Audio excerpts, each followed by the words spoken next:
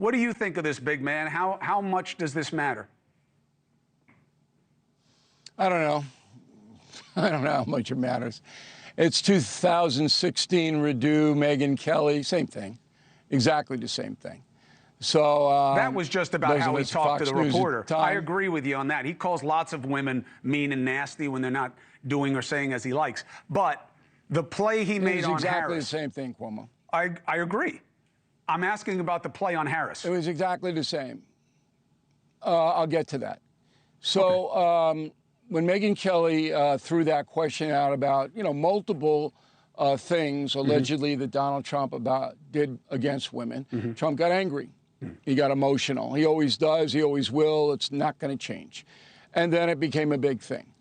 So Rachel Scott did exactly the same thing. No context to a question. No, well, on this day you said this in the context of this conversation. It was basically a gotcha question so she could virtue signal to her crew that doesn't like Trump. That's what she did. She's 32 years old. She doesn't know how to interview. If she wanted to make a point, she picks one of the things that she listed that Trump allegedly did denigrate blacks and asks him about it. Like the birth certificate for Barack Obama. That's an interesting story. I debunked that, by the way, by getting both the Honolulu Advertiser and the Star, the two newspapers, and getting the original birth announcements from both. That would have been impossible for anybody to fake. I did that. So to ask a question about why did you do that for Barack Obama, why did you carry on this conspiracy, that's a legitimate question. But she threw everything in the world at him because she wanted to set a tone. And then the insulting part was, well, a lot of people don't think you should be here. Like, oh, that's not how you treat someone, former president in particular, when they come on into your forum. So Rachel Scott blew it. Donald Trump blew it. And the happiest person in the country tonight is Kamala Harris. Because she's sitting there cackling. Look at this. Yeah, look at this. Look at Trump. He's just alienated millions of black voters who aren't going to really get what happened there. The broadside against Kamala Harris was that she's a phony, that she used one bit of ethnicity to do this, one bit to do that. But Trump didn't articulate it. But let me send this message to everybody.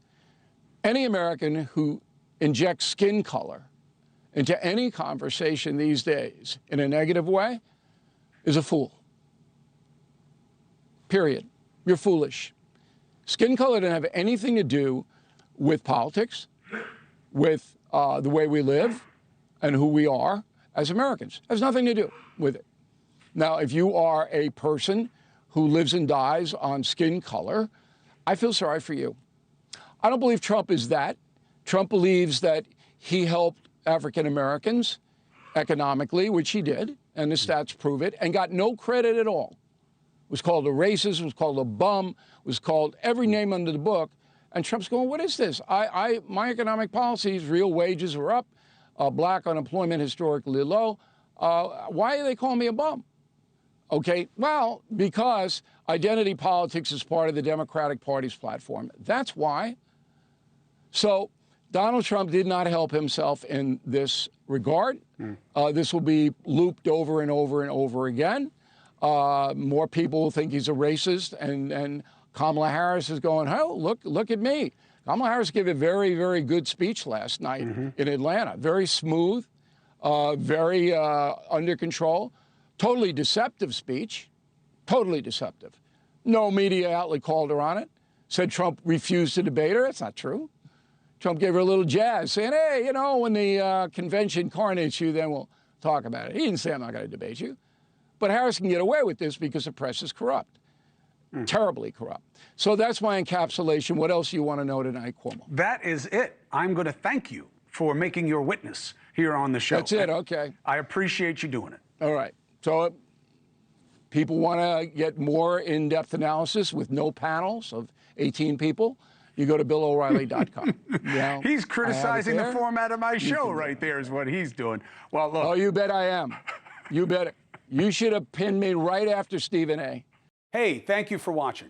Please go to NewsNationNow.com, NewsNationNow.com, and you can find NewsNation on your television provider. And don't forget to click the red subscribe button down below.